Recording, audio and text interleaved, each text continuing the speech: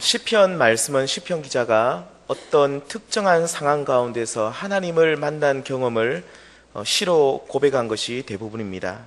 그 시편 말씀에는 시편 기자가 이 시편을 기록할 당시 자신의 상황이 잘 그려져 있다는 말입니다. 그렇다면 오늘 읽은 다윗의 시로 분류되는 시편 30편 말씀에는 다윗의 인생에서 어떤 특정한 시기에 기록된 것이라고 그럼 우리가 말할 수가 있겠습니까? 다윗이 본 시편을 기록할 시기를 짐작해 볼 수 있는 때는 오늘 본문 6절과 7절에 보시면 나와 있습니다. 6절에 보시면 내가 형통할 때에, 그리고 7절에 보시면 여호와여 주의 은혜로 나를 산같이 굳게 세우셨더니, 다윗은 그의 인생에서 가장 형통할 때에, 가장 삶의 안정을 누릴 때에 이 시편을 기록했던 것입니다. 그렇다면 다윗의 인생에서 가장 안정을 누릴 때는 언제였습니까? 크게 두 시기로 말할 수 있는데, 첫 번째는 사무엘하 8장과 역대상 18장에 나와 있는 대로 통일 이스라엘의 왕으로서 통치 전반기에 누렸던 평안이라고 우리는 말할 수가 있습니다. 다윗의 인생에서 또 한 번의 번영은, 그 평안함은 그의 아들 압살롬의 반역이 끝나고 나라가 다시 안정을 찾았던 통치 후반기에 있었습니다. 온 이스라엘은 평안했고 모든 백성들이 별 어려움 없이 잘 지내고 있었습니다. 그런데 다윗은 이렇게 그의 인생의 두 번의 형통한 시기에 참으로 하나님 앞에서 큰 범죄를 두 번 걸쳐서 저질렀습니다. 방금 말씀드렸던 그의 통치 초기에는 그 번영 때 한 번, 그리고 그의 통치 말기에 있었던 번영 때에 또 한 번의 범죄를 저질렀던 것입니다. 이와 같이 사람은 고난이 찾아오고 힘들 때 죄를 짓는 것보다 오히려 편하고 안락할 때에 심각한 죄를 저지를 수 있다는 사실을 다윗의 예를 통해 오늘 우리에게 보여주고 있습니다. 그렇다면 다윗이 번영을 누릴 때 지었던 그 죄는 무엇이었습니까? 먼저 다윗이 통치 초반에 저질렀던 죄악은 다름 아닌 밧세바와의 간음 사건입니다. 사무엘하 11장에 보시면 다윗은 암몬과의 긴 전투에서 잠시 나와서 왕궁에 머물고 있을 때에 어느 한 여인이 목욕을 하는 것을 보았고 그녀의 아름다움에 그 모습을 보고 간음을 저지르게 되었습니다. 그는 자신의 부하 우리아의 아내였다는 그 사실을 알고 완력으로 그녀를 더욱더 취했던 것을 우리는 보게 됩니다. 그리고 완벽한 범죄를 만들기 위해서 밧세바의 남편이었던 다윗의 그리고 충직한 신하였던 우리아를 고의로 전쟁터 맨 앞에 서게 하여서 죽게 만들게 됩니다. 곧 그는 우리아를 살인하는, 그래서 간음죄와 더불어 살인죄를 저질렀던 것을 우리는 알 수 있습니다. 두 번째, 그의 통치 후반기에 또 한 번 심각한 죄를 저질렀는데 그것은 인구 조사를 하는 것이었습니다. 다윗은 그의 군대 장관이었던 요압을 시켜서 단에서 브엘세바까지 인구가 어떻게 되는지 자세히 조사하라고 시켰던 것입니다. 그때 요압은 이스라엘 가운데 전쟁에 참여할 수 있는, 칼을 들 수 있는 장정 남자의 수가 80만 명이라고 보고를 합니다.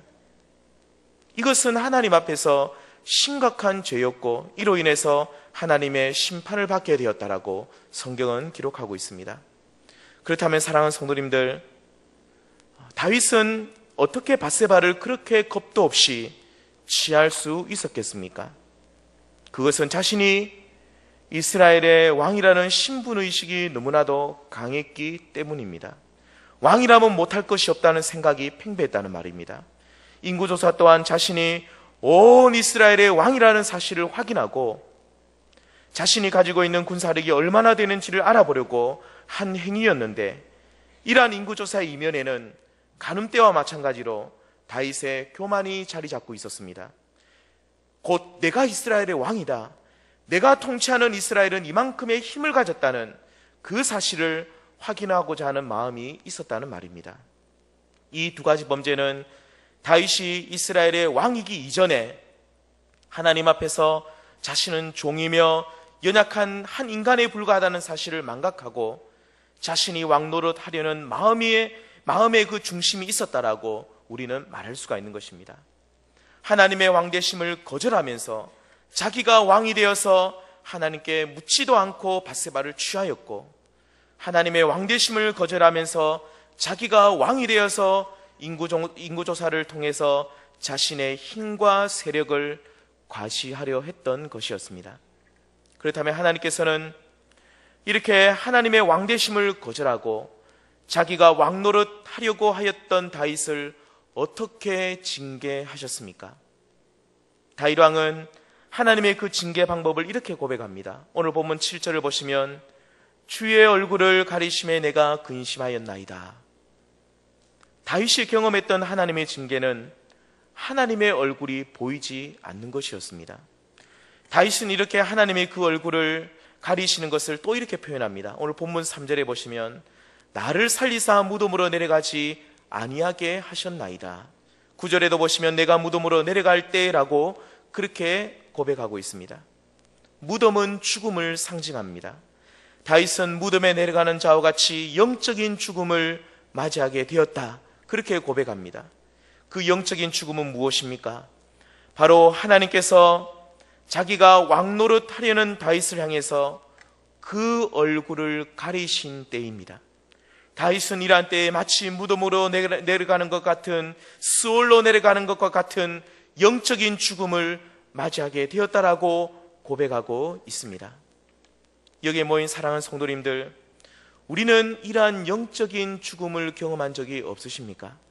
이 죽음은 영원한 죽음이 아니라 일시적인 것이라 할지라도 이러한 죽음을 경험한 적이 있냐는 말입니다. 하나님이 내 삶에 계시지 않는 것과 같은 상태, 기도를 해도 마치 벽을 치는 것처럼 아무런 감각 없는 그런 기도를 하는 나의 모습, 예배를 드려도 감각이 없고 찬양을 불러도 기쁨이 없고 삶의 감사가 아니라 불평만 가득한 모습, 이러한 모습은 일시적인 영적인 죽음의 모습입니다. 이러한 상태는 왜 오게 되었다라고 오늘 본문은 말하고 있습니까?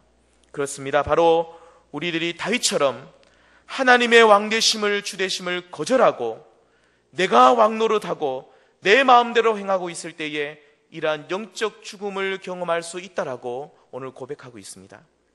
하나님께서는 우리들을 향해서 계속해서 경고하시고 말씀하심에도 불구하고 내 마음대로 살아갈 때에 하나님은 우리를 향해 그 얼굴을 감추십니다.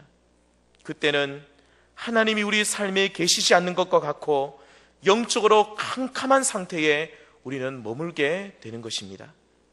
사랑하는 성도님들, 그렇다면 우리들 또한 다윗처럼 하나님을 내 삶에서 물리치고 내가 인생의 왕이 되어서 마음대로 행하여서 하나님의 얼굴을 볼 수 없는 마치 영적인 죽음과 같은 이러한 고통을 당할 때 우리는 어떻게 해야 하겠습니까?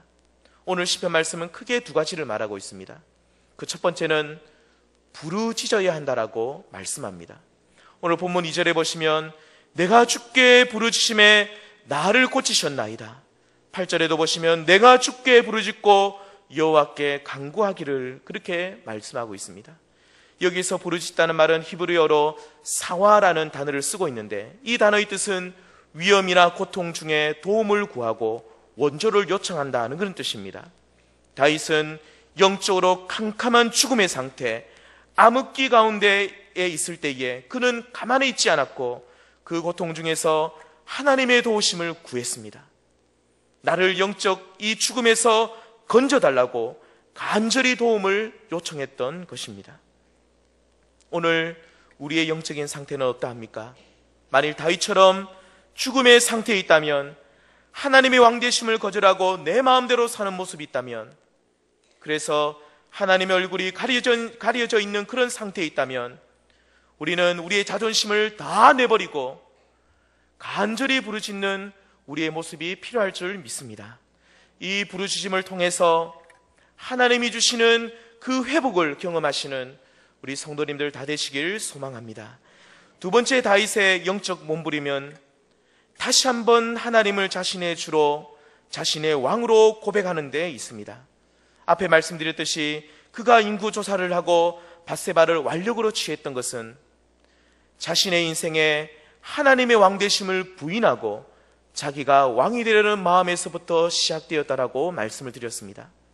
그래서 다윗 오늘 본문 1절에 보시면 여호와여 내가 주를 높일 것은, 2절에도 보시면 주께 부르짖고, 3절에도 보시면 주께서 내 영혼을 소홀에서 끌어내시고 8절에도 보시면 내가 주께 부르짖고 다윗은 이와 같이 하나님의 주 되심을 왕 되심을 고백하고 있습니다.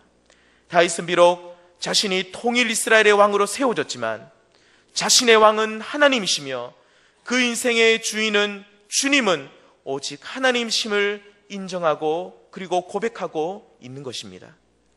이와 같이 다윗은 영적인 깊은 터널 그 가운데서 그 낭만 가운데서 낙심하지 않고 오직 하나님의 왕 되심을 주 되심을 고백하고 있는 것을 우리는 볼 수가 있습니다. 우리 모두도 이와 같이 하나님의 왕 되심을 날마다 삶의 입술로 고백하시고 우리 삶을 통해 고백하며 나아가시는 우리 성도님들 되시기를 바랍니다. 이렇게 하나님의 왕 되심을 우리 삶 속에서 진실한 마음으로 고백할 때에 우리는 영적 깊은 침체에서 벗어나서 다시 한번 하나님을 찬송하는 복된 모습이 있게 될 줄 믿습니다. 다윗은 시편 145편 1절에서 다음과 같이 하나님을 찬송합니다. 왕이신 나의 하나님이여 내가 주를 높이고 영원히 주의 이름을 송축하리이다. 영적으로 회복된 다윗은 왕 되신 하나님의 이름을 온전히 높이며 나아가는 것을 우리는 볼 수가 있습니다. 영적인 죽음과 같은 그 고통 속에서 하나님을 찾으시고 하나님께 부르짖으시며 그리고 다시 한번 하나님의 왕 되심을 고백함을 통해 이 영적 깊은 터널에서 빠져나오시고 오직 다시 한번 영적으로 비상할 수 있는 우리 귀한 성도님들 다 되시길 바랍니다.